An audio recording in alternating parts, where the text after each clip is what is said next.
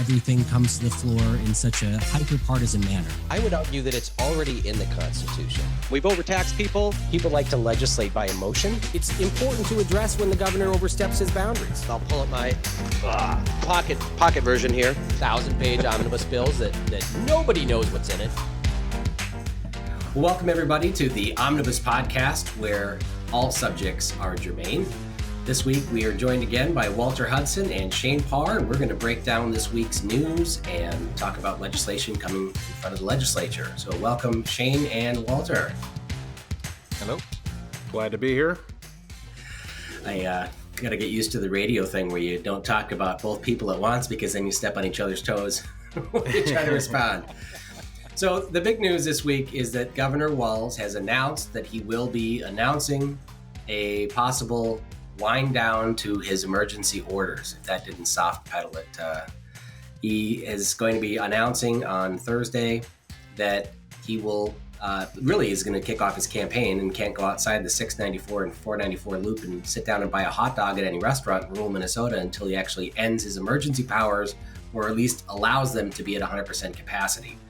There's still a bunch of executive orders, the eviction moratorium and others that are drastically impacting Minnesotans. And of course, the mask mandate is one of the big ones that so many people want to see end. And he'll be announcing what those are. But my guess is that he'll be tying his executive orders or the capacities at restaurants to the percentage of people that have been vaccinated. He might say that we can get rid of the mask mandate if we had 85% of Minnesotans that are, to be vaccinated, or some bar like that. So people stop yelling at the governor and start yelling at the people who don't want to be vaccinated, and kind of deflect that anger. That's my guess. Of course, by the time we have the show out there, he'll probably have announced it. But Shaine, what are your thoughts on how he should be winding down the orders? Not how he should be, but what he's likely to do. Well, this isn't political at all or anything, of course. I just get a kick out of how the timing coincides perfectly with campaign season. But beyond that, yeah, I mean, it sure would be nice to get rid of masks, but I don't see that happening anytime soon, I guess. Walter, what do you think about that? Well, I mean, I think that we need to, in terms of how he's going to do it, he's going to do what he always has done, which is use the power of incrementalism to make it feel as though this is a gentle drubbing that we're taking, and it's not that bad. But in point of fact, I don't even think we should characterize it as him ending his executive powers, because he's not. He could decide next Tuesday to start it all up again. He's not ending his powers. He's putting a pause, to use his own language, on his current implementation to date. And as you noted, Jeremy, he's going to continue to move forward with the eviction moratorium and other measures.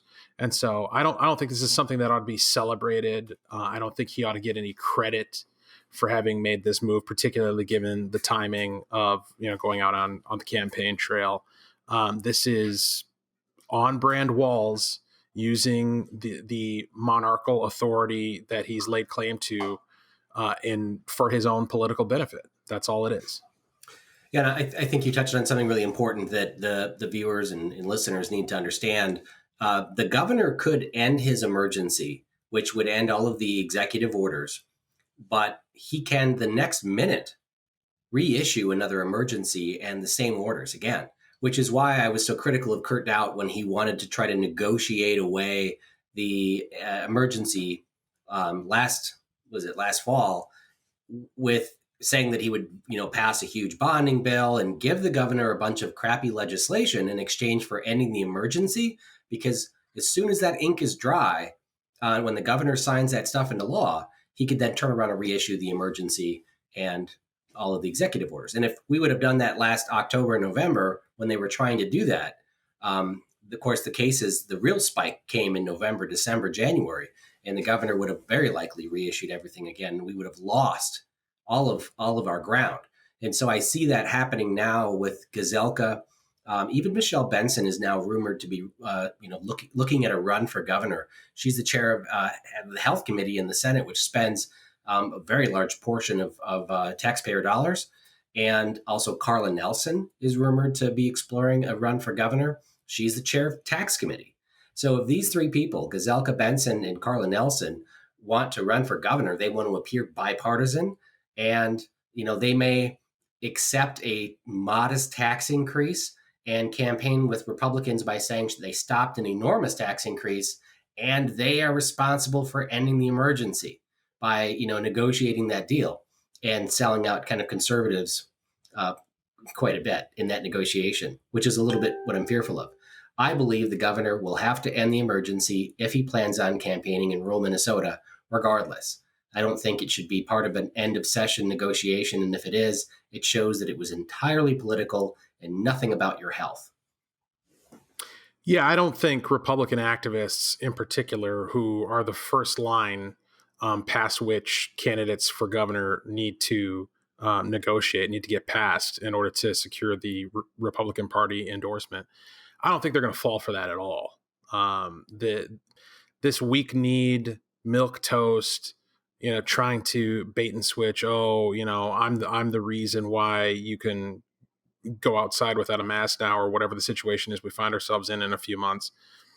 If you're not fighting to fundamentally change how these powers work and to truly take them away so that it can never happen again, then you're just a poser, you're just a pretender. And folks like us and many others are going to call individuals out by name if they fall on that side of the demarcation line. As far as the notion of what you pointed out regarding the governor's capacity to reissue the order the next day,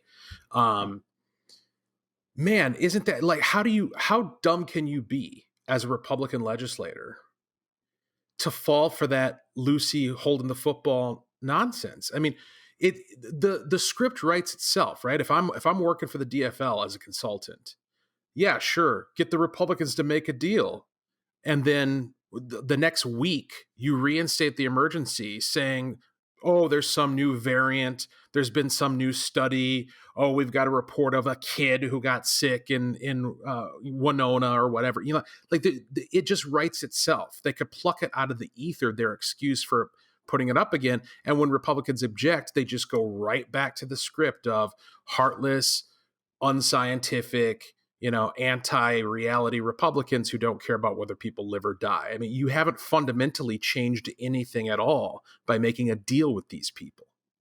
Yeah, and I really did. Go ahead, Shaine.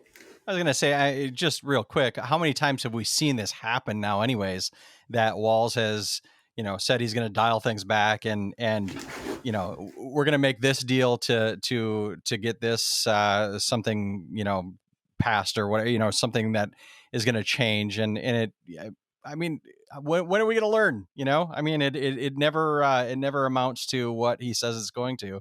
I just don't see why our side can't see that, I guess. Well, and you don't have to make, conspiracy theories about what the governor maybe was doing, because we have hard evidence that came out in the last week, emails that were requested through a kind of like a Freedom of Information Act at the state level, where we have the Department of Health actually going back and forth with the governor's office talking about, well, we want to show that these increase in nursing home deaths are due to children's sports, right? Because there was a big push and all these, soccer moms wanted to stop masks for youth sports. And the emails came out showing that they wanted to show that youth sports were responsible for grandma dying in the nursing home. And that was going to be the messaging to deflect the anger on the governor and to just say, well, they're responsible for deaths when they weren't. Wow. So it was entirely political. This is what the governor is going to try to do, is deflect this anger. But Eric Mortensen has this bill, the Never Again bill, which I'm a co-author of, that actually changes the governor's power so that he can no longer unilaterally declare an emergency without 2/3 of the legislature voting yes. If there's a tornado, we can get on Zoom in a day and authorize it, and authorize changes. We don't need this unilateral lawmaking authority for 30 days or even 15 days. It's unnecessary. So we need to pass that bill that should be a top priority of Republicans, not this negotiating to end the emergency, which is completely pointless when the governor can reissue it a day later or an hour after he signs whatever we give up into law. How much do you think the unwillingness of Republican leadership to move forward with something like Mortenson's bill has to do with the fact that they actually like the idea of the executive having this kind of power, and that they covet it, and that at one point in the future, they're hoping they'll have the capacity to wield it for the benefit of their own lobbying groups and constituencies? Well, there's certainly a benefit in not owning the decision to close nursing homes or close restaurants, right? I mean, that was a toxic decision. And I had conversation with the governor just hours before he issued his first emergency at his house. We were talking about it. He was talking about having National Guard, going up and down the streets, keeping everybody in their home for a week or two. And so, once you do this, you own it. You own, and because you're going to have to end the emergency at some point, and then you will own all those deaths that occur afterwards because you were in control. If you just let, educate people and make recommendations, you don't own it anymore. You don't own it. Once you take ownership of that whole process, and I think legislators were thankful that they weren't the ones having to make those tough decisions. But I don't know. I can't believe that Republicans truly want the executive to have that much power based on what he's done. But I could be wrong. Maybe they just like not being responsible. Well, I can certainly buy that. I mean, that's kind of a bipartisan legislative apathy that you see across the board, as you know, and we've talked about before, the tendency for the legislative branch to offload its responsibility to the executive and to bureaucrats and to administrators so that they can pretend that their hands are tied and that they don't have anything to do with the outcomes that people are seeing. Yeah, it's important to know we're getting to the end of session. We are, really it's Gazelka, Hortman, and Walz that are doing much of the negotiation. There's other people like Julie Rosen, who's chair of the Finance Committee, Carla Nelson, the Tax Committee, Michelle Benson, like I said earlier, that are instrumental in coming forward with proposals for the end of session negotiation for the budget. The ending the emergency powers is a conversation, but it's not top priority for them. I think the Republicans are saying no taxes and stuff, but we saw this last week, or actually about a week and a half ago now, when we were debating the transportation bill. The Republicans gave up a very important bargaining chip. This has to do with driver's licenses for illegal immigrants. Now, the past 4 or 5 years, I'm told the Democrats have been pushing for this, right? Just the immigrant rights community, and they've been lobbying really hard to give driver's licenses to illegal immigrants. The Republicans were pushing back and saying this is a law and order thing, and we don't support attracting illegal immigrants to our state by doling out driver's licenses without any documentation. The Chamber of Commerce last year lobbied Republicans very hard, and some large ag groups, with letters to us saying that we need to pass driver's licenses for illegal immigrants so that their employees can get to work, so that they, as large corporations, can continue to break federal employment law and have this second class of worker where they can dangle immigration status over their head to get them to work longer hours and for less pay, and all of these other restrictions. I mean, this wasn't in the letter, but this is assumed, right? When you have this whole working class of people that are not here with permission, they're working in the shadows for these companies. But these companies boldly came out and did say in the letter they want their employees to be able to get to work. Now, it didn't pass. It was stopped, by Republicans. But in the transportation omnibus bill debate, Representative Torkelson, who is in my area, he lives in Hanska in Brown County by New Ulm, he offered an amendment to the transportation omnibus bill to give driver's licenses to illegal immigrants. And he had pre-negotiated a deal, presumably with Kurt Dowd and the Democrats, to have this amendment pass be accepted by Democrats, be accepted onto the bill, but that there would not be a roll call vote. In other words, there's no record of who voted yes or no. And I'll play this video for you guys so you can listen to it. Thank you, Mr. Speaker. The A41 amendment deals with a large portion of this bill, section of this bill that is will allow Minnesota to issue non-compliant driver's licenses. We haven't done that for quite some time. The fact that they are non-compliant, I think it's important that we recognize that in how they are issued. Two simple changes would be made by this amendment. It would switch the orientation of that license that is issued to vertical versus horizontals, identically to the way that we do now for licenses that are issued to those under the age of 21. The other change would make it a 2-year license instead of a 4-year license, recognizing that hopefully these are temporary situations. That's my amendment, Mr. Chair. Speaker. Representative Gruenhagen. Oh, thank you, Mr. Chair. I understand the goodwill of Representative Torkelson in bringing this amendment forward. I know it's a problem, okay? I'm not saying it isn't, but the problem is a little bit of a double-edged sword, and here's what I'm trying to get at, members. The more we give out accommodation to illegal immigration, the more we bring in illegal immigration, and we incentivize bringing illegal immigrants through the gauntlet that they have to go through in order to get here. We want them to come. We want them to have a ladder into the middle class to build a better future for their children and grandchildren. And members, there are some people that call illegal immigration and the exploitation of those people to support that is racist, okay? Who would want small children and people to go through this process and suffer these types of consequences? And then when they get here, they have even a less of chance of becoming part of the middle class and continue to be exploited. So members, I would urge a no vote on this amendment.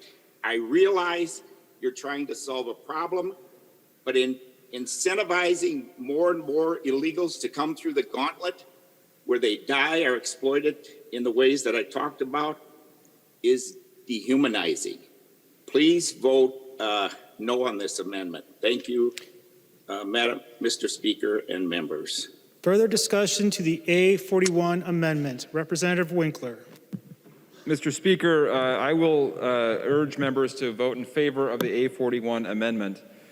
The purpose of including this provision in the transportation bill is the goal of making this option the law of the state of Minnesota. It's not to make a point. It is to try to solve a problem, and I believe that Representative Torkelson's amendment is designed to help solve problems from a conservative Republican standpoint in the provisions of the bill.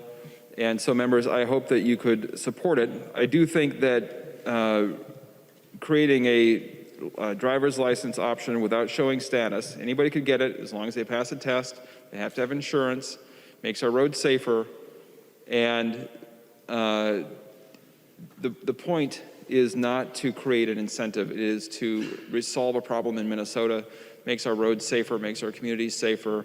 It helps our economy. There is a broad coalition of organizations and groups in support of this bill, and I think that the Torkelson amendment is well intended, and I will accept it.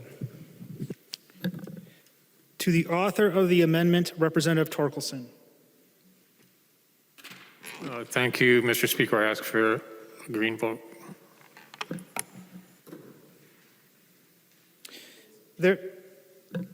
There being no further discussion, all those in favor of the amendment say aye. Aye. All those opposed say no. No. The motion prevails and the amendment is adopted. Oh, they should have roll called that. You have Torkelson offering this amendment, Glenn Gruenhagen speaking against it, asking for a no vote. And then it goes to a voice vote. You hear Democrats say yes, and Torkelson say yes. And it sounds like all the Republicans screaming no. and it passes, and Greg Davids, who's the longest serving Republican legislator, says on a hot mic, "Oh, we should have roll called that." I mean, that's how it plays out. But it made so many people on the Republican side upset because they didn't caucus the bill. They weren't telling the members that it's coming forward. They just snuck it in. But if you wanted driver's licenses for illegal immigrants, you should hold on to that negotiating thing at the end and maybe get voter ID in exchange, or something that conservatives want, instead of just giving it up this early in the game. Well, I mean, you're assuming that the Republicans making these decisions actually want something like voter ID or anything that we consider to be a priority out here in normal, everyday Minnesotan resident land. I mean, their priorities aren't our priorities. Otherwise, they would make a decision like that. Yeah, and the Senate Republicans did pass voter ID this week, which was great. Most of the time, when I talk to my colleagues in the Capitol, and I say, "Why aren't we doing voter ID?" And they say, "Well, because the governor is going to veto it." That's always the excuse. It's not going to pass the House. Well, the Democrats push crap that would never pass a Republican-controlled Senate, right? They're going to pass this 240-page cannabis omnibus bill with all of these taxes and growing government and everything. Has not even had a hearing in the Senate. They're doing it anyway too. So we should be promoting conservative legislation and set the negotiation. Let's be on the other end of the field when it comes to negotiation, not withholding this stuff. So the Senate passed it, which was great. The Democrats got all wound up about it. But this is where we could meet on driver's license for illegal immigrants or something. If they're going to give it up, they should do it at the end in exchange for something like voter ID. That needs to become the new litmus test for Republicans who are campaigning for the endorsement, is if they say anything or answer any question along the lines of, "Oh, we can't do that because insert legislative practical argument here. We don't have the governor's office. We don't have the House," or whatever it is that they're suggesting is the reason why we can't do something. That should be a disqualifier, because what it tells you is that they're unwilling to do the hard work of politics. The hard work of politics is not twiddling your thumbs until you own all three branches. And then we've seen examples, certainly at the federal level, of what happens when those types of Republicans get all three branches. They still don't do anything. You need to have people who are willing to put the opposition on the record. That's the point. That's the reason why the Democrats are going to pass stuff that they know that the Senate isn't going to agree to, because they want to go out on the campaign trail next year and talk about all the senators who voted against their liberal priority. We should be willing to do the same. The governor's going to veto it? Great. Let him. Bring it on. I want lit pieces all over greater Minnesota talking about what the governor's vetoed. The governor doesn't care whether or not your vote counts. The governor wants your vote to be canceled out by fraud. The ads write themselves, and you can have the justification for making that claim if you push the law that he's going to veto. Yeah, and I came into the legislature 3 years ago when Republicans controlled the House and the Senate. Right? We had Mark Dayton as governor, liberal governor, but we had control of the House and Senate. And I'm like, okay, let's do stand your ground. Let's do constitutional carry. Let's do these conservative bills. Let's get it on his desk. Make him veto it. Whoa, he's not going to sign it. And if we pass constitutional carry, it's going to scare the crap out of the liberals in our district. And what for? When it's going to be vetoed. We'll just wait until we have all three, and then we'll sneak it through quick. It's like, no, we pass it because we need to campaign against the governor for when he goes for re-election. Otherwise, if you don't put constitutional carry on Tim Walz's desk, then he can go out and campaign and say, I used to have the NRA endorsement, and I just, I'm still considering whether I would sign it. I don't know until I would get it there. Put it on his desk, make him veto it. And then we have something to campaign on again. So never give up on pushing the conservative agenda. Plus, I don't believe you, hypothetical Republican claiming that you're going to do something when you hold all three branches, when you have all three legs of the stool. I don't believe that you're actually going to follow through and do it, because you never do, number one. And number two, if you had the courage of those convictions, you'd be on my side arguing, let's fight and get it through now. Let's do what we have to do to put people on the record now. Like, it's just not that important to you. Clearly, and I wish that we put people in the position where they had to admit that it's just not a priority for them. Yeah. Well, part of this falls back on us. Yeah, constitutional carry was one of those issues where, I mean, my predecessor, who was chair of the Public Safety Committee and was like Yosemite Sam at the Capitol with guns, he blocked constitutional carry and he blocked stand your ground from getting hearings in public safety. And so when we came through, when we started the new House Republican caucus, we made that a priority, and we brought constitutional carry and stand your ground to the House floor as an amendment and got a roll call vote on it. And there were Republicans that voted against them. So they were drawn out in opposition, and we're talking rural Republicans. And there were some Democrats that voted for it. It got everybody on the record, and there were people that were very upset that we were having the actual vote on these important bills. Now, one of the other things that came up this last week was, and maybe many of those listening received text messages about it, there is a group, an outside group that supports Minnesota's charities, and they have electronic pull tabs in many of the bars and restaurants where they raise money for their nonprofits. And there's a large opposition to e-pull tabs because they aren't just they're not just an electronic form of a pull tab where you just like tap the 3 rows and they unveil the fruit or whatever's there. They're starting to look like slot machines. The graphics can move, right? And it's becoming more and more like a slot machine, even though it's the same price of a pull tab and you can win whatever. But the Indian casinos are getting upset because they think it's cutting into their business. And the tribal nations in Minnesota are the largest donors to the Minnesota House Republican Caucus and to probably the Senate Victory Fund, Republican Senate Victory Fund. And of course, the Indian casinos also contribute heavily to the Democrat side. So when they want something like to block sports betting or other things, they get their way. And this bill is now coming forward with a majority of Republican support, Democrats also on the bills, to end kind of e-poll tabs as we know it, because the Indian casinos are upset. And it's like $100 million a year that these charities raise for the Lions Club, for 4-H, for VFWs and Legions and, hockey groups, these nonprofits. And it's a way that it's a tax really on people that want to just donate, right? They want to donate money, and the state takes a big wet chunk of that as tax revenue. But the bill looks like it's moving forward, and a lot of people are upset that we're getting rid of that program that's so important for nonprofits. So, Shaine, have you played e-poll tabs? I have not, but my wife and I occasionally do go to the casino here nearby Black Bear, but it's kind of one of those things,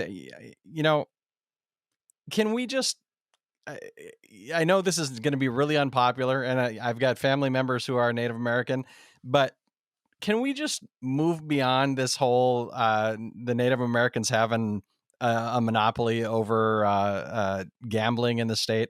I just think this is the stupidest thing. There are other states that have moved beyond that. I don't know. I guess I understand that it's a large part of their revenue for the tribes and that sort of thing. But wow, I just think it's kind of silly. Yeah, there was a push to allow a casino convention center to go downtown Minneapolis. I don't know if you remember where E Block was. Thank God it didn't happen, because nobody would be going there now. Right. But there was a push, and the Indian casinos really pushed back. They lobby hard, even with the rest. What do they call it? The racino, allowing card tables at Canterbury. That was a really contentious issue. And then of course with sports gambling, they wanted to allow sport. A lot of states have passed since it was allowed federally. A lot of states have put up, big sports books at their casinos. And we have one just south of us in Iowa. But, the Indian casinos basically said, we'll allow it if it's only at Indian casinos. Well, there's like so many gray areas, you know. I mean, we sell lottery tickets in our state. We, you know, sell pull tabs. We sell, you know, I mean, it's like, I just think it's beyond time where, you know, maybe those communities need to learn how to diversify, what they're doing a little more. And I just don't think that it should be something that's monopolized by the tribes at this point anymore. That's just my opinion. Yeah, well, go look and see. You can go to the Campaign Finance Board's website and see what the different Indian tribal communities give to each of the parties and to the candidates directly. It's pretty shocking how much money they dump into politics. Sure. The next thing I wanted to talk about is Walls' shutdown on restaurants and bars this last year has been so painful for so many restaurant owners and employees that there was a long list. I know we did for Christmas time. Our caucus did a parody of The Grinch That Stole Christmas, and it was about Tim Walz basically shutting down. And we had a long list of restaurants that had permanently closed because of COVID. And there was, I think the city pages maybe at the time was still open and they were printing it, or, you know, a lot of the papers in the metro were printing lists of restaurants that were no longer open. And they received a lot of sympathy. Well, this week, for the people that actually kept their businesses open in defiance of Governor Walz because they didn't want to lose their business, there's a couple of business owners that have lost their bars. The owner of the Alibi Drinkery and another bar was in the paper because she listed her restaurants for sale, and she was shut down. She lost her liquor license. This is Lisa Monet Zarza. She lost her liquor licenses for 5 years because she opened in defiance of Walz, and she's listed both of her restaurants for sale because she can't keep them open. She's basically been run into the ground by the governor. Now, she held on a little longer than the other restaurants that closed months ago, but she was criticized. I saw these articles posted online about her losing her businesses or putting them for sale. And I mean, everybody's laughing, saying she deserves it. No sympathy for her, and that, you know, tens of thousands of dollars in fines that she faces for having her business open and then losing her liquor license. What are your thoughts? The idea that she deserves it is pretty detached from the reality of her situation, because the fact is, the reason why she stuck around as long as she did and stayed in business when the other ones closed earlier is specifically because she defied the governor's executive order. Now, implicit in that is the fact that she had customers. Okay, so she offered products and services. Customers took her up on that offer, exchanged value for value, and everybody walked away better off than they were before. So the only reason why she doesn't have a business now is because of Governor Walz. That's it. It's entirely him, 100%. King Walz, the monarch of Minnesota, deciding that she doesn't get to have one. It's not because of her actions. It's not because of decisions that she made. It's not because of her relationships or the quality of her service or the quality of her products. It is 100% the tyranny of the state that has snuffed her out. It just took longer than it did with those others, and the only reason it took longer was because she had the moral fortitude to fight back. Yeah, it was interesting to watch the number of business owners that chose to stay open. I was involved with, I was helping to communicate amongst business owners last summer when there was going to be a June 1st of 2020 just reopen date. Business owners they've been shut down for 2 months, and they decided, to hell with it, we're just going to all open up on the same day. What are they going to do? Arrest us all? And people started to think, you know, the information around liquor licenses started circulating and saying, well, you could lose your liquor license for 5 years. And they backed down because of that. And it fizzled out. And then there was another movement that failed. And then at the end of the year, there was a big push in December to just reopen. And Lisa was one of them. We had a bar restaurant owner up in Grand Forks, and we had one down in Albert Lee. All women, that did this. The strongest. We had we had veterans that were that owned a gym club or a gym that was going to reopen in defiance, and just kind of caved at the last minute because of it's a long fight. But we had many bar owners that faced tens of thousands of dollars in fines for staying open, and they're fighting it now. These are quote unquote laws that the governor wrote unilaterally without the legislature. Okay, so some would say it's not a law, but the legislature gave him the authority to write law. But then he goes out and enforces his own law. And now last week with locking up Lisa from Albert Lee, has jailed someone, right, because of it. That's a big deal. Yeah, it's absolutely atrocious. I mean, let it be a lesson to us. Let it be a lesson to business owners and residents and citizens that when you have the opportunity to rise up in mass and defy the state, you damn well better do it. Because if you cave, they're going to get you. They're going to get you. Like this was all of those people who caved. Where are their businesses now? Are they still around? Are they thriving? Are they having a grand old time? Probably not.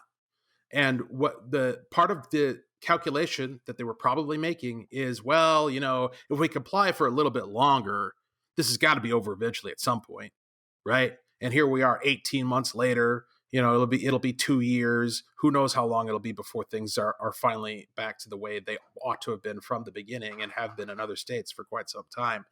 And so, by failing to fight back when you had the opportunity to do so, all you've done is feed the beast. I keep coming back to another unpopular probably opinion amongst a lot of Republicans and conservatives, but who was the one who went and actually arrested Lisa? You know what I mean? I think that's a really, really important part of this whole thing. Somebody had to defy their oath to the Constitution to arrest her in the first place, and I think that's something we need to talk a little more about as conservatives. Well, and here's another unpopular opinion for you. Jeremy pointed out that it seems to be predominantly women who find themselves in the situation of standing up to Governor Walz. Mm-hmm. Men, where are you at? Right. Where are the men of Minnesota? Where are the fathers? Where are the husbands? Where are the brothers of these women standing in front of them, blocking law enforcement from getting to them? Where are the demonstrations in the street and the crowds inhibiting the enforcement of illegal and inappropriate law? Like, why is everything inverted? Why are cities set on fire in order to defend violent criminals, but nobody's willing to step up to defend a grandmother who wants to open her coffee shop? Men need to step up in the state of Minnesota. Amen. Yeah, and law enforcement officers need to check the Constitution that they swore an oath to defend on whether or not they should be, handcuffing somebody. And this was out of state. I misspoke last week when we talked about this, saying that she was arrested in Clear Lake, Minnesota. It was Clear Lake, Iowa. She was in Iowa staying really? at an Airbnb. And so Ellison had tracked her down online or something, and maybe her credit cards or something, and found out where she was staying and contacted the sheriff in Iowa to go and arrest her. I mean, it's just absolutely disgusting. And we need to, this is why we need to pass the Never Again bill, because we have to rein in the governor's authority permanently. Because even if you think he should have some emergency power,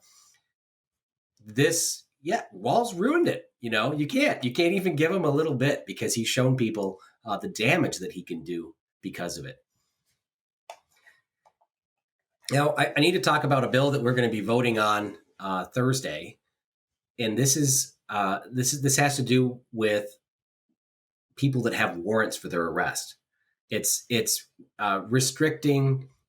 Let's just say this: if you have parking tickets and they send you a summons that you're supposed to appear in court, and you don't get that summons because you've moved, when you are pulled over for speeding or for expired tabs or for talking on your phone, the cop will run your plates and see if it's your car. They get your license and run your license and find out you have a warrant you had a summons that was sent to you and you never showed up, so they issue a bench warrant.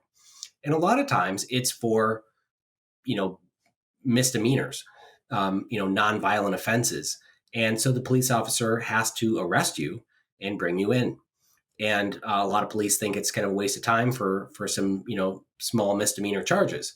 And frequently it's because the person doesn't live at that address anymore, didn't get their mail.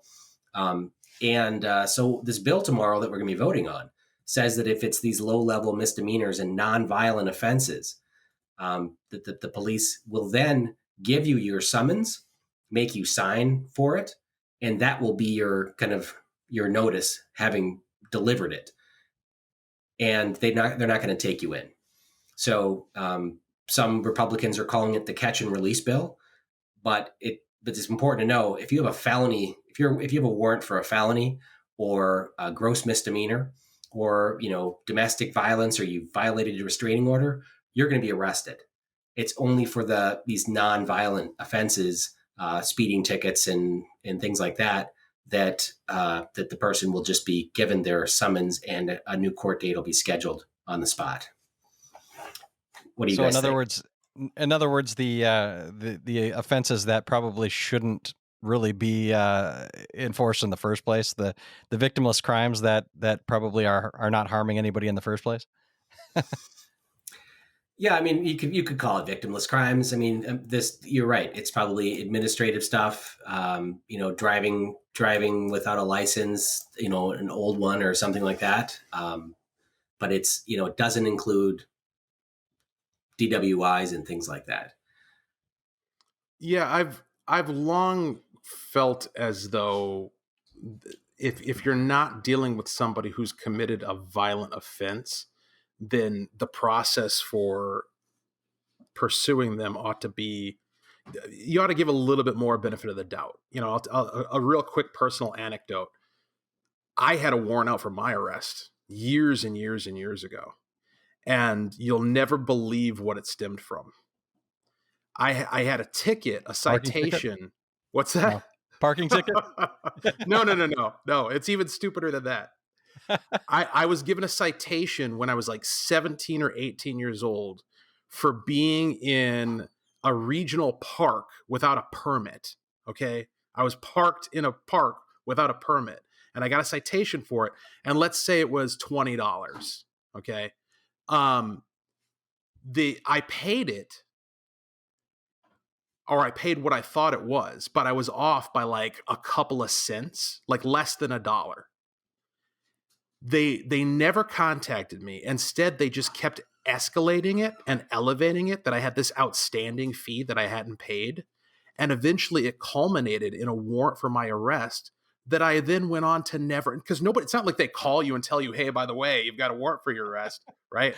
Right. And I forget exactly how it came to light. It might have been during a job background check or something along those lines. And eventually it got resolved. But the point is that when you're dealing with something that petty, they ought to be able to pick up the phone or come to your house. And it ought to be something that you can handle civilly without it being a physical confrontation at a traffic stop or some sort of no-knock raid on your house or something along those lines.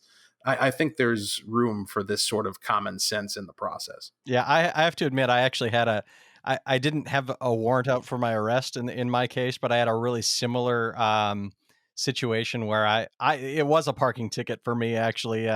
When I was in college up in Moorhead, at the college, I had gotten a parking ticket that what I think is maybe somebody took the ticket off my windshield. It's back when they put them on the windshield, and that's, all there was. So it went unpaid for like a certain amount of time.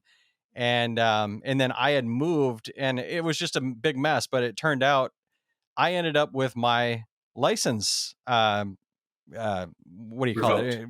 Right. Revoked or whatever. Yeah. Suspended. And here I was driving down the freeway one day, got pulled over and they towed my car away. And I was just left out in the middle of nowhere alone, and this was before cell phones and that sort of thing. And it was like, this is just unreal. I mean, who was I harming with parking, in the wrong parking spot for too long or whatever, that that I needed to have my vehicle taken away and that sort of thing. But craziness. Well, if we're sharing, I guess I have a similar story too. It's Nice. amazing how many times this happens. But Yeah. when I lived in the cities for probably 10, 11 years, I moved out. My grandparents died, and I moved out to their home in like Hopkins, and was renovating that house. And then I moved to my apartment downtown Minneapolis. I had a speeding ticket like over in Hudson or somewhere, and it was like $49, whatever. I paid it, and then they sent me a corrected ticket that was $59. So I was $10 short. And I remember I wrote him a letter back saying, you guys can't raise the ticket price after I paid it. And I didn't hear back from them. And then somebody rear-ended me in rush hour traffic and totaled my car by running into the back of me. And the police came, and then they gave this person a ticket for hitting me. And then they told me, your driver's license is suspended for non-payment of a speeding ticket. And it was like a $10, thing. Same thing. It was like, a year and a half later. Well, they had sent the letter because I had still the Hopkins address on my driver's license. So I can understand how these things can catch up to you.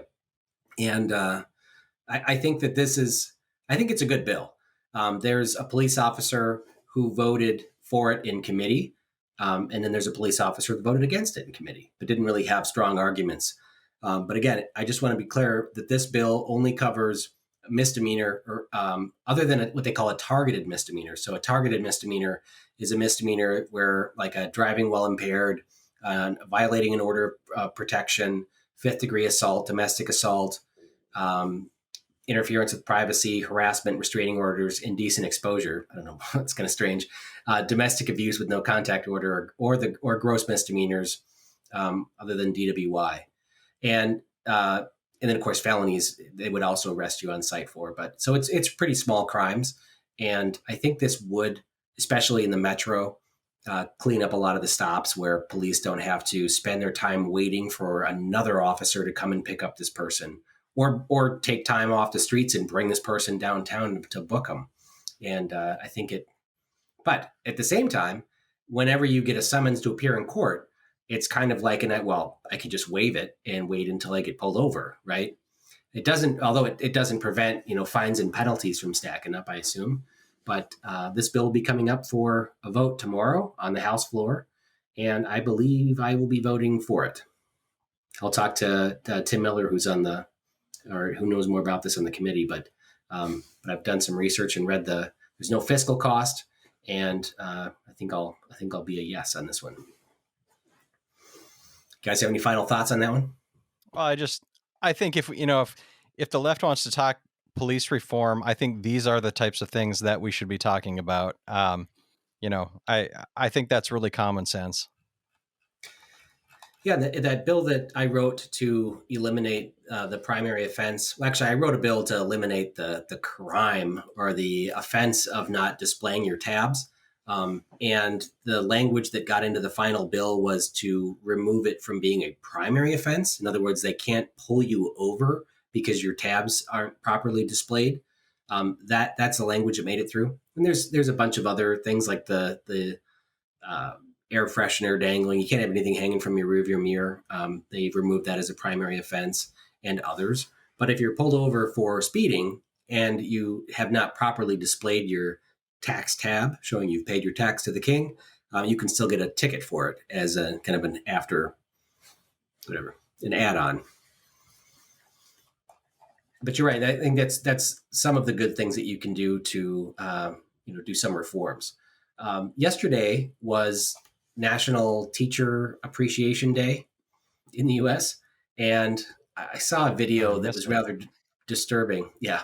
I saw a video that was rather disturbing. It was from Los Angeles, and there was a teacher that was pulled over, and she went off on the cop. I mean, the cop walked up. It was a Hispanic guy, and she immediately said, "Why are you harassing me, murderer, murderer, murderer?" Wow. And she just went off on this guy.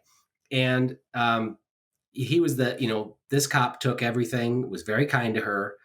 And so with the body cam footage that was released, and she just yelled, "And why are you trying to murder me and my son?" and he was giving her a ticket because she had been filming him from her car. And, they have a hands-free law in California, so he wrote her a ticket. But she just went off and she said that she's a teacher and, she's whatever. And then she forgot her driver's license at home. And he was really nice. And anyways, I posted that video with the comment that over the past year, our society has judged an entire industry based on the actions and a couple of videos of a few bad apples, and that there are bad actors in every profession. And I can watch this video of this teacher going off on this cop and not be upset with all teachers. And so I want to appreciate the millions of good teachers out there that are the great teachers out there, and understand that there is a small percentage of teachers that are bad and that probably should be canned. And it was kind of a case in point, and I put that out there, and it's got a lot of traction on social media, and people were, yelling at me for, why would you post this on Teacher Appreciation Day? I'm like, well, because I think it's telling. Right? It fits. Yeah. And there's a lot of people in Minnesota that are upset with teachers about the critical race theory, about the comprehensive sex ed bills they're pushing. And I don't want to see backlash on all teachers. We need to talk about policy, but we shouldn't be criticizing all teachers because several of them are talking about critical race theory or pushing that in their classroom. Yeah, I mean, the problem with the bad apples meme, and I'll call it a meme for lack of a better term at the moment, is that it presumes that we have some sort of defined standard that we're applying to our assessment of who's a good apple and who's a bad apple. And especially when it comes to law enforcement, that's just not the case. Because, I saw a meme online. It was supposedly a quote from Chris Rock or somebody along those lines, who was making the case of, when your bad apple is, you wouldn't accept a bad apple as an airline pilot, was the case he was making. Like, all pilots have to be able to land the plane. You're not going to accept the fact that some small percentage of them would rather crash into a mountain, and certainly that's true. But again, that presumes that there is in fact some sort of universal standard that we're all applying to our assessment of who's good and who's bad. And as that story that you just cited with the teacher harassing the police officer points out, for some people, wearing the uniform is the only thing you have to do in order to be guilty of being a bad apple. They have a problem with the profession. They have a problem with policing as such. Regarding the Dante Wright case, to some extent, and certainly the case involving the girl who was trying to stab another black girl, has really revealed the extent to which, for some people, there's no circumstances under which they would ever approve of or accept a police officer using lethal force.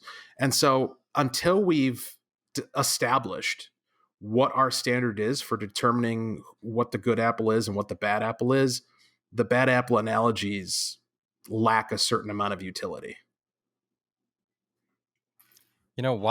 Why in the world would anybody want to be a police officer nowadays? I just, hearing that you talk about that video, it makes me very sad for our future, because I can't imagine anybody wanting to get into that field, and we need those people. Yeah, and I'll play the video here so that everybody can listen to the back and forth. And the face of the woman is kind of blurred out in the video that I posted anyways. And people can hear for themselves. Today, because I was going under the speed limit. I was going at 38. Yes, you are, ma'am. Good morning.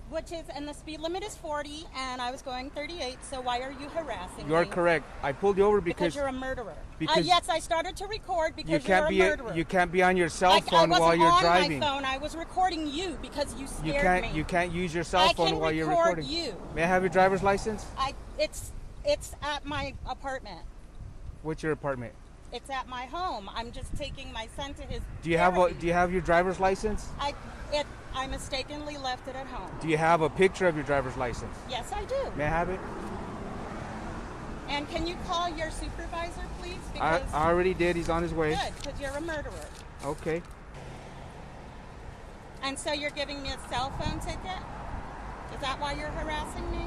not harassment. I am enforcing the law. I ma'am. have a right to record the police when they're harassing me. By all means, but you can't do it while you're driving. I wasn't texting or none of that. Do you have that you picture? scared me and made me think you were going to murder me. Okay, well, I'm sorry you feel that way. Well, that's not just a feeling, you're a murderer. Okay. Can you zoom in on that for me, Sure. dear? Thank you. And I'm perfectly legal, and I'm a teacher. So there. Congratulations. Murderer. You're a murderer. What's your last name? I can't see that there. Well, if here you stop, go, Stop murderer. shaking. Zoom in on that for No, me, because ma'am. you're scaring me. Oh, You're threatening to kill me and my son. Can you give me Okay. the Well, iPad, I'll tell you what. You keep smiling. yeah, You're on camera. You're trying to threaten to kill me. I I'm not didn't say that. smiling. You're the one who's crazy. Hold that still. I can't see that. Is this your car? Yes, it is. And you're trying to say I stole my own car because you're jealous? Yeah, Is that what I don't that's think about? so. You wait for me right here, okay? You're jealous? Citation. All you need to do is your signature. He's only citing you for using your cell phone while you're driving. That's it. There you go, ma'am. Sign inside the red box right there. For him being a Mexican racist. What is that name? Gasso? It's on the citation, ma'am. Here you go, Mexican racist. You're always going to be a Mexican. You'll never be white. You know that, right? You'll never be white, which is what you really want to be. There you want to go, be dear. White. Have a good day. You want to be white so bad. I think that we are going to see more and more of videos like this because everyone has a cell phone. Everybody's recording everything now. There's a good percentage of the population that is installed the dash cams, like permanent dash cams that just constantly record. I think all the Uber drivers have them, internal and external cameras. There's a new app that I saw being advertised to the Black community for like immediate real-time legal services or something. Like when you get pulled over, you hit a button on your phone and it like records cameras front and back on your phone, and you have like a lawyer that picks up and is like right there giving you real-time advice on what to do. What are your rights? It's going to be the libertarian, am I being detained? You're going to hear that. You don't have a right, but that's what's going to happen. And you're right, Shaine, earlier you said, who would want to be a police officer? I've talked to police chiefs in my area and said, I don't know how you're going to recruit. What kind of people would want to be police? Right. And the scary thing is there is an answer to that question. The kind of person who would want to be a police, the kind of person who would thrive in this environment is not the kind of person who I want to give a gun and a badge to. You guys remember that, I don't remember his name, and rightfully so, the deputy down, and I believe it was the Parkland shooting, who came under heavy scrutiny because he didn't do anything. He didn't go into the school. Ran. Yeah. Right. Yeah, that's right. There's your poster child for the future. Yeah. Because rationally, under these circumstances, that's the smartest thing you could possibly do as an officer is hear the call come in and go get a donut. Run the other way. Why even go? Why even respond? Why even show up? You can't possibly win. There's no way you're going to be able to do anything that's not going to result in either you being fired, but bare minimum, you're going to be fired, right? If not, face civil suit and criminal charges and all the rest that we've seen come down as of late, and we'll continue to see. The history is going to remember this moment as truly suicidal on a variety of fronts, not the least of which is the way we have undermined and betrayed those who we've asked to serve and protect.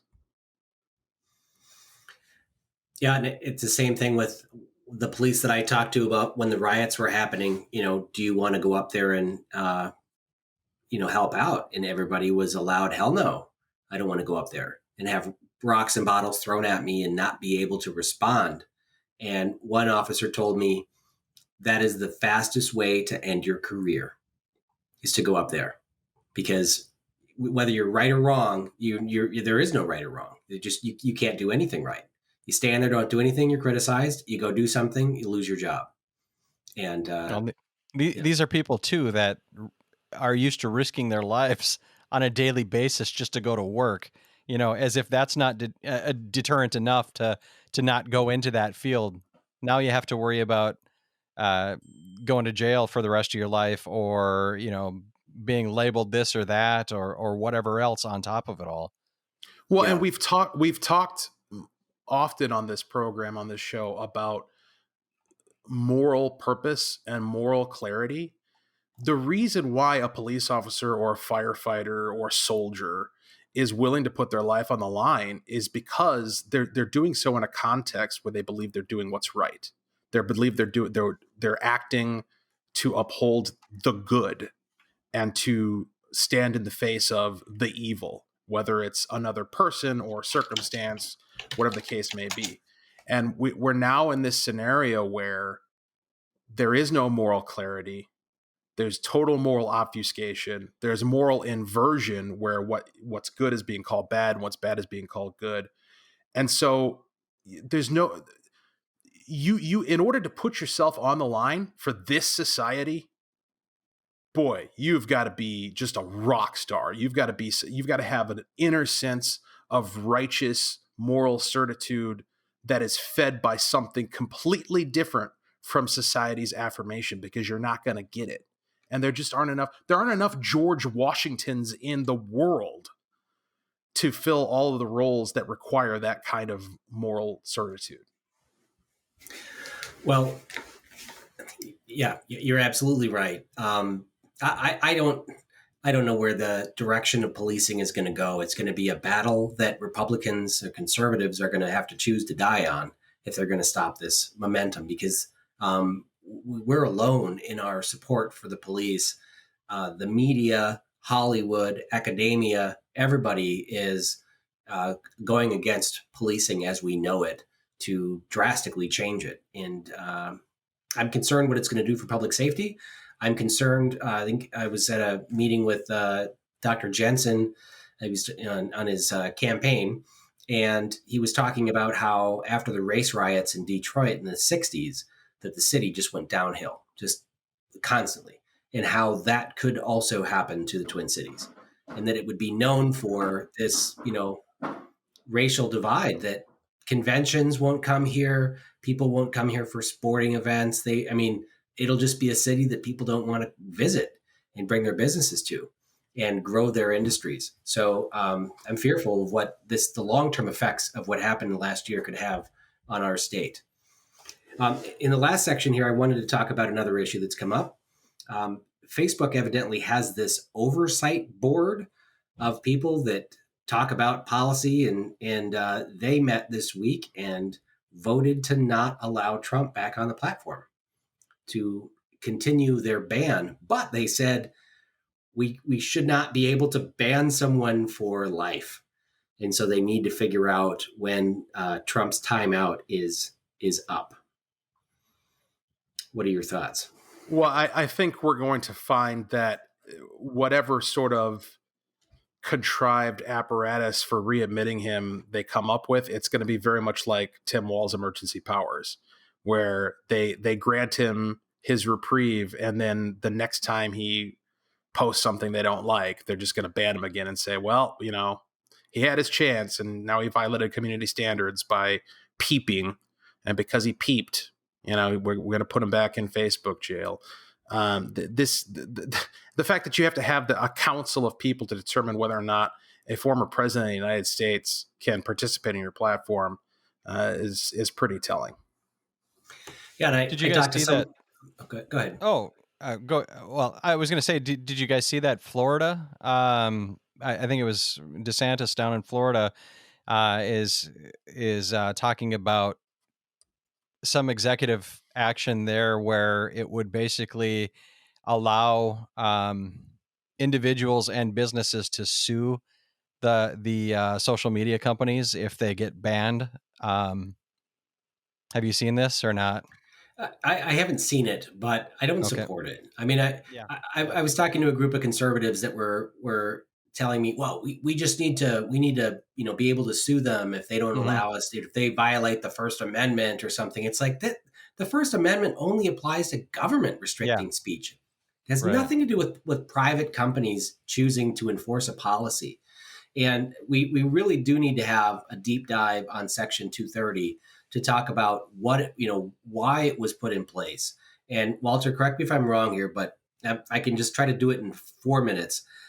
Back in the 90s, when, this is probably 20 years after the internet started, but when most of us got online, there were different internet service providers like AOL and Prodigy that would give you, dial-up access to their servers, and you could connect and get to the internet, which back then was basically bulletin board systems.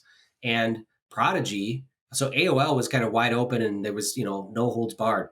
Prodigy was like the family internet service provider, and they had restrictions on their bulletin board system so that they would screen certain language. And, I don't even think there were pictures back then, but it was like files you could put up there. And they advertised themselves as family friendly, and they had a policy, but there were some lawsuits against Prodigy because they didn't catch everything. And the result of that was that the judge said, you are liable if you have any kind of policy out there on what's prohibited or not, and you don't prohibit it, then you are liable. So once you have a policy in place, then you can be sued. And that basically would run Prodigy out of business. And so Section 230 was put out there to say companies like Prodigy can have a policy in place that doesn't make them liable for all the content that's posted. And that's in the bill that Section 230 was part of. This huge omnibus internet privacy and Bill of Rights and everything kind of stuff. All of that was overturned by the courts, except for Section 230. That was the only thing that remained, because it was so important to maintain the internet, to have companies be able to have policies out there. And if you remove Section 230, then Twitter would be responsible for content that I put out there defaming Walter. Right? If I went out there and said, Walter Hudson had a warrant for his arrest because he was touching little girls. And it's like, no, it was wrong. Walter could sue me, and he could sue Twitter for not censoring that and not correcting that. And that would be the undoing of everything in the internet if we got rid of 230. So the conservatives that are mad that Twitter and Facebook got rid of Trump, the real anger should be directed at Amazon, because Amazon owns Amazon Web Services, which hosts X% of the internet. And when Parler was Parler wanted Trump on their platform, Amazon got rid of them by saying, we're not going to host you anymore. Amazon is so powerful that they can choose what is online, even if we're a private company. And we should be busting these, using antitrust legislation to break up Amazon, like we did IBM, and said that, Lenovo has to be the equipment, and IBM services is separate, and, break them up into separate companies. And Amazon could have a web hosting service. They could have their retailer. They could have their Amazon Prime, but they have to be separate companies. And that's what I think we should be doing, is focusing on Amazon, who controlled the internet, won't let a separate company compete with Facebook and Twitter. That's the problem, because we should appreciate free markets and competition, and not, we shouldn't be saying that Twitter and Facebook can't violate someone's First Amendment. They can do whatever they want. They could set whatever policy. They could have a no Trump platform and just ban Trump. That's their platform. And then other people are like, well, we should just all move over to Trump's new platform. And I said, well, what good would that do? Trump wouldn't earn a single vote if only he was talking to just people that were on his platform. He needs to be out there on Parler or something else where we can have a large mix of people. But we should be busting up Amazon and not removing Section 230. Walter, what's your thought on that? I mean, where was I? Was I on Parr? No, your representation of the history, I think, is 100% accurate. I certainly don't have any capacity to correct you. I think this whole phenomenon of social media, big tech censorship has brought to the fore a conversation that those of us on the right need to have and are just starting to have, that it's a challenge to our simplistic libertarian impulses. And by that, I mean, when you talk about free speech and freedom of association and, freedom to assemble, all the First Amendment freedoms that are constantly cited. When you start applying that to a multinational corporation that colludes not only with our own governments at the federal, state, and local level, but also with foreign malevolent actors who are rights violators. Google, Twitter, Facebook, these companies are in bed with communist China, totally supportive of their political repression, their crushing of the Chinese spirit, their genocide against a sect of Muslims that they don't like. They are 100% on board with all of that. We talked in a previous episode about the hypocrisy of the Green Movement and the fact that there are cobalt mines and nickel mines that employ slave labor, and it just goes ignored by the media, and their stocks are in the retirement funds of public employees and all of this. There's the same type of incestuous tendrils that are making their way from multinational corporations based in the United States, like big tech, and rights violating regimes throughout the world. And we need to come to terms with that. And part of coming to terms with that means, in my opinion, that we do not just blanketly say, well, they can do whatever they want, because they have been empowered. And that's what the other part of your observation, Jeremy, recognizes. But by prescribing antitrust and going after them to break them up, what it seems like you're saying is we need to take their power away so that they don't have the capacity to swing with a giant axe and be as impactful as they have been. We need to limit and divide up and check their economic power, so that if they make choices to ban a certain person, it's not going to be as impactful as it has proven to be over the course of the past year. And what I would suggest is that's an avenue, but fundamentally we need to rethink what a corporation even is, and how corporate law works, and how liability law works, and how it is that we have a society where these massive private organizations that are governed as if they were their own states wield tremendous power. You've got companies like Disney that'll sit and tell the state of Georgia what kind of legislation they can pass. That is insane. Now, it'd be one thing if it was the people of Georgia rising up and saying, we don't want you to pass that legislation. But it's not the people of Georgia. It's the people of Los Angeles who are saying through their corporate representatives what Georgia's policies ought to be. So there's a fundamental problem with the nature of corporations as such. And as conservatives, we need to start putting some thought into how we fix that permanently. Yeah, I would agree with that too. I definitely I understand and come from the same place as you, Jeremy, on this, where, I mean, I'm a libertarian as well. And I've always had that opinion in the past that, these are private companies and that sort of thing. But I agree with Walter. These corporations nowadays are governments in themselves. And I just, we're playing different baseball now than we used to be. And it's, I don't know how you apply the rules the same way as we used to. Well, I mean, my response is don't regulate them, just break them up. There is a point at which I go in to buy food at a place and I have bad service there, and I say, well, I'm not coming to your restaurant anymore.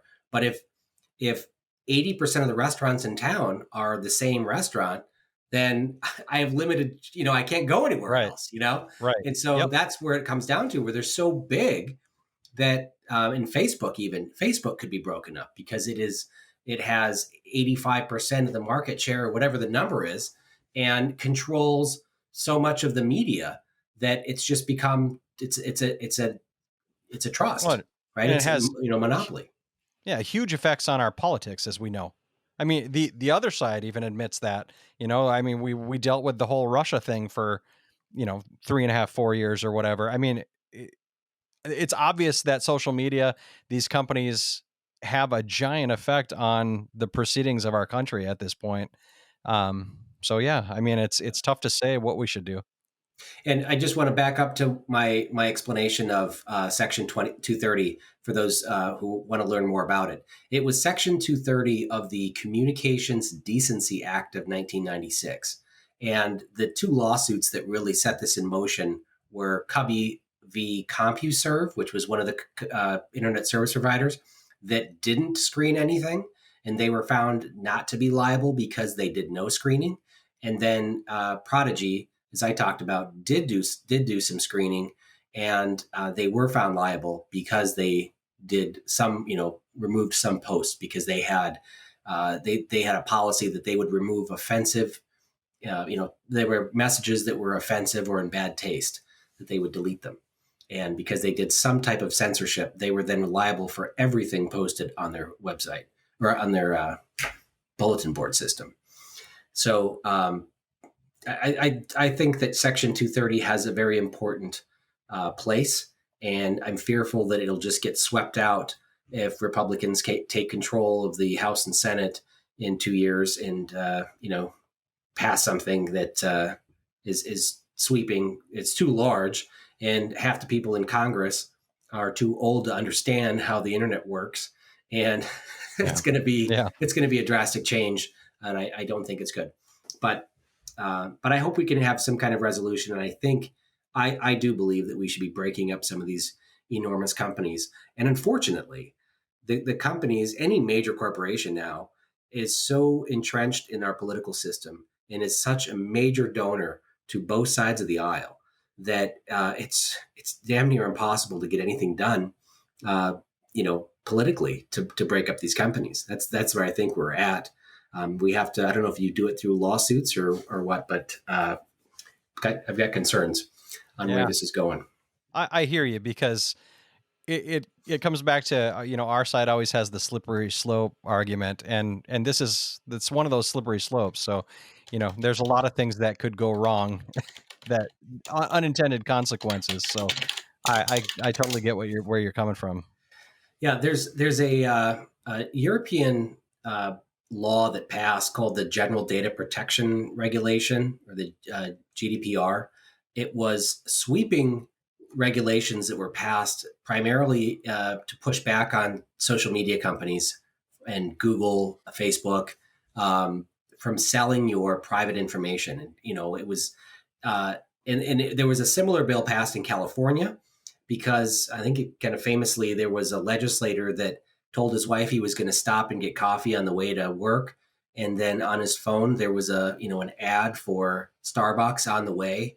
And he realized that his Amazon, something at home, was listening to him, and then sold his information to a company that advertised. I mean, good placement, right? I don't disagree with selling my information to Google, because Gmail and all these things are great services and they're nearly free for me.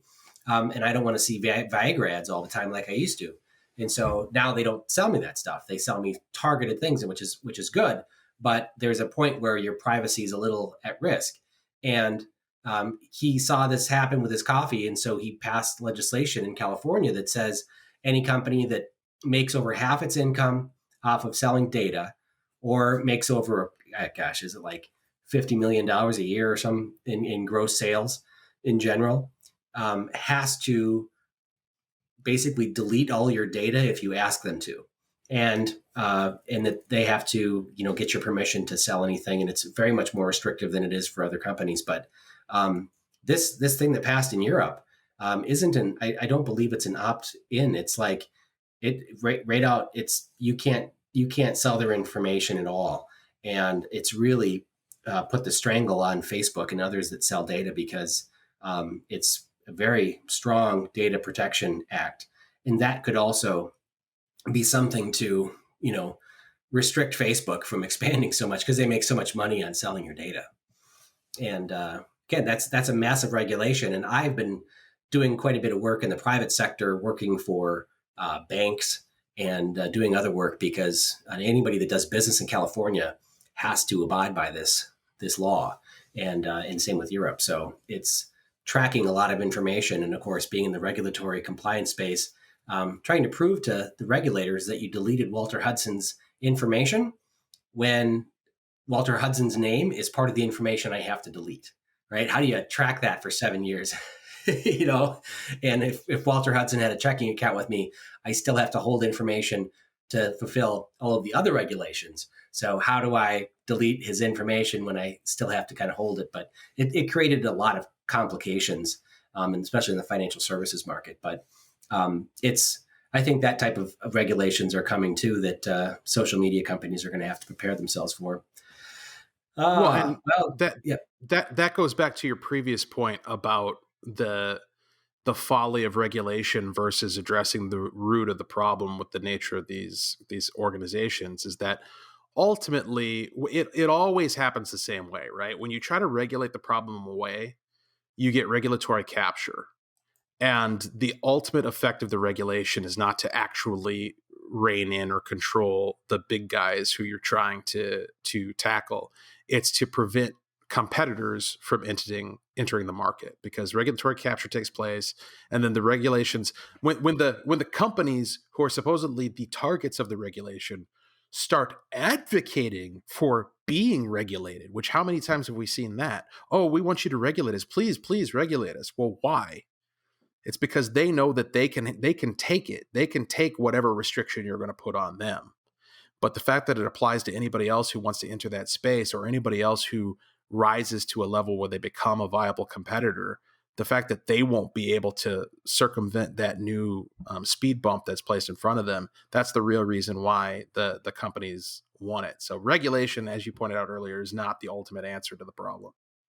Yeah, and we see that even at the state legislature a lot, where companies will come to us and ask to be licensed, ask to be regulated just to box out their competition. And we saw this too, to a lesser extent, with Parr, right? Parr came about because people were sick and tired of social media companies selling their data.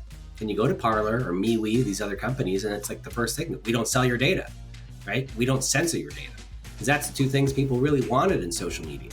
And so when you see something like that come forward, then maybe that's where Facebook goes to Congress and says, hey, yes, please tell us what we can and can't censor, and regulate us that way, because we're losing too many people to Parr.